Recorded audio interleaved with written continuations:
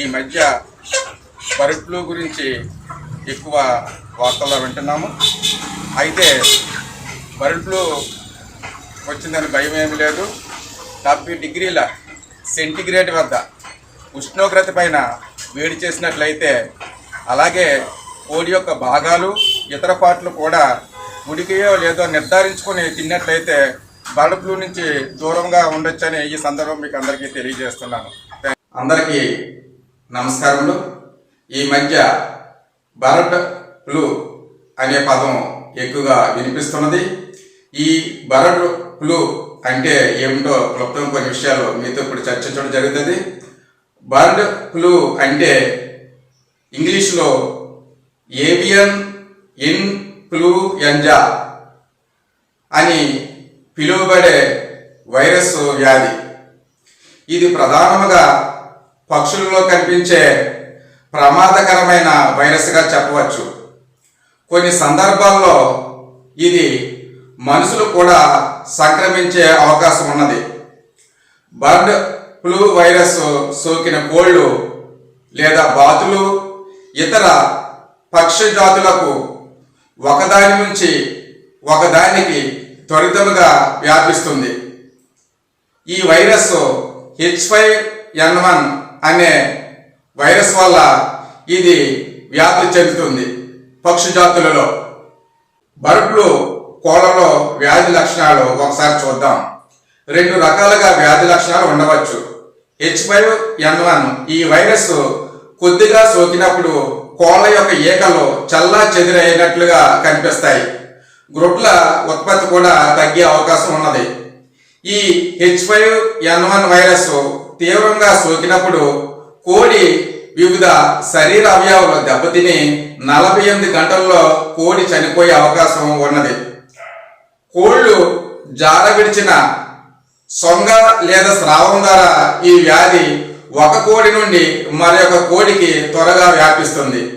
అలాగనే ఈ H5N1 virus కోడి రెక్కల ద్వారా కూడా వ్యాపిస్తుందని చెప్పవచ్చు. మనుషులపై ఏ రకం ప్రభావం చూపుతుంది అనేది ఒకసారి చూద్దాం.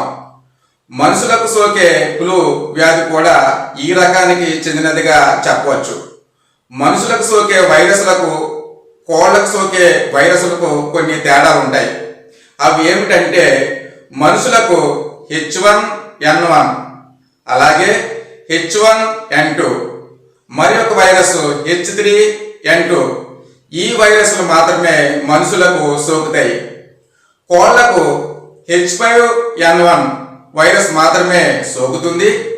కోళ్లకు సోకే వైరస్ అసాధారణ పరిస్థితుల్లో మాత్రమే మనుషులకు సోకుతుంది.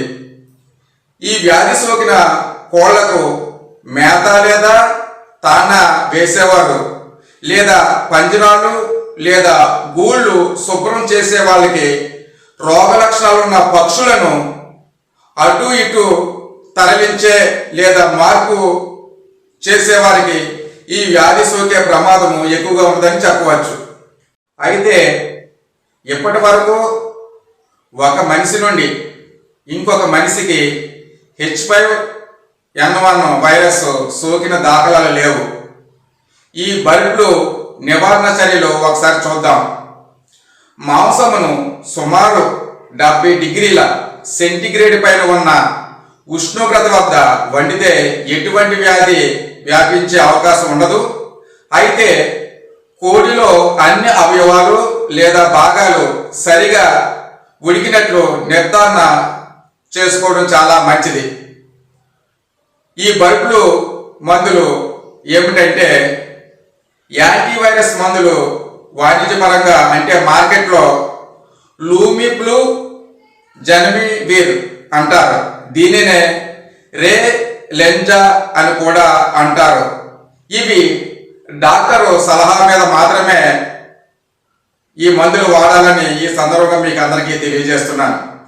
కాబట్టి ఈ బర్డ్ ఫ్లూ వ్యాధిని నివారణ చర్యలు లక్షణాలు మీకు అర్థమైనట్లయితే మిగతా వాళ్ళకి షేర్ చేయండి, సబ్స్క్రైబ్ చేయవలసిందిగా తెలియజేస్తున్నాను. Thank you.